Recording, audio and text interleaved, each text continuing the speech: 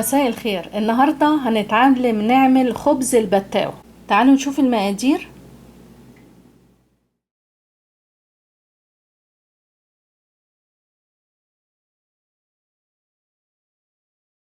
تلات كوبايات دقيق المخبوزات، دول تقريبا 375 جرام.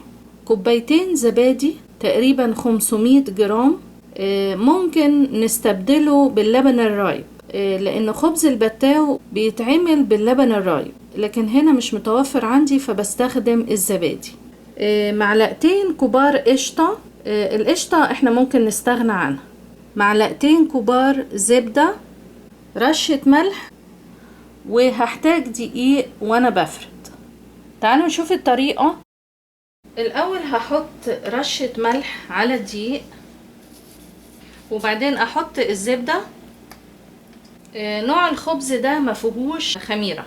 اقلب الزبدة كويس لحد ما تتوزع في الدقيق كله. احاول اوزعها بايدي. بعد كده احط القشطة، وابتدي اضيف الزبادي واحدة واحدة لحد ما تتكون معايا عجينة متماسكة.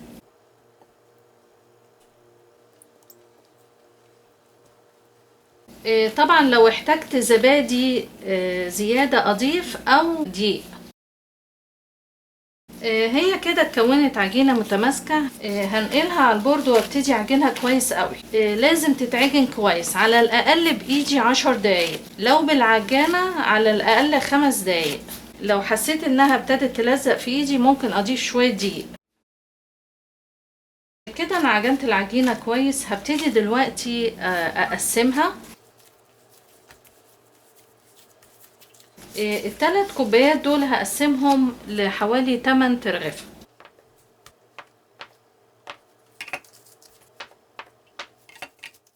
وبعد كده في نفس البولة هدهنها بشوية زيت واحط العجينة ترتاح. احاول احطهم منفصلين عشان ما يلزقوش في بعض.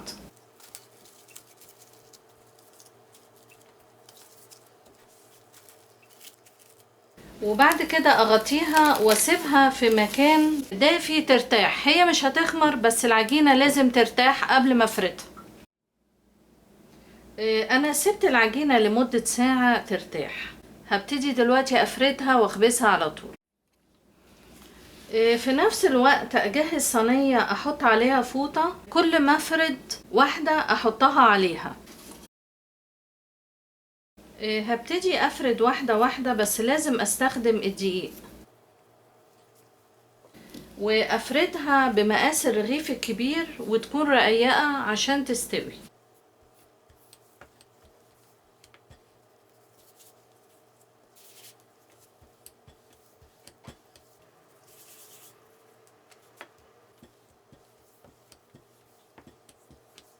هي كده كفاية. هعمل واحدة كمان وابتدي اخبز.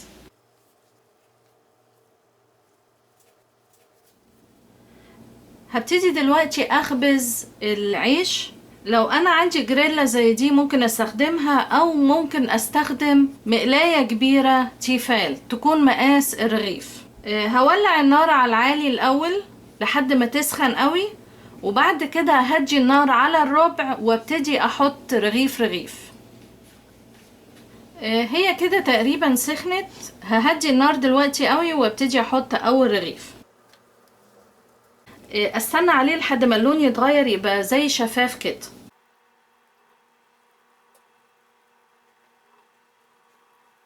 هو كده لونه تقريبا اتغير. هقلبه على طول عشان ما يتحرقش، وهقلبه تاني برضو.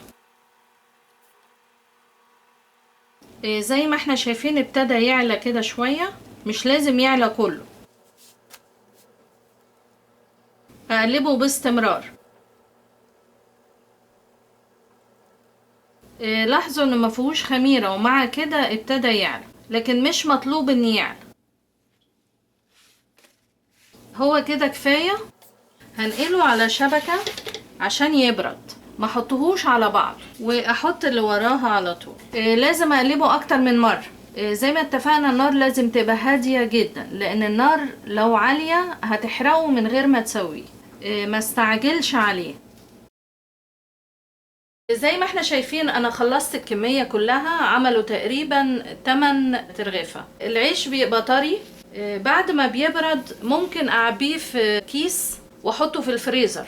الخبز دوت دسم شوية لان فيه زبادي وفيه زبدة وقشطة. انا النهاردة هقدمه مع فاهيتا الدجاج، وزي ما احنا شايفين الطريقة بسيطة ما خدتش اي وقت. حاولوا تجربوها وان شاء الله تعجبكم، وبالهنا والشفا. اشكركم جدا والى اللقاء.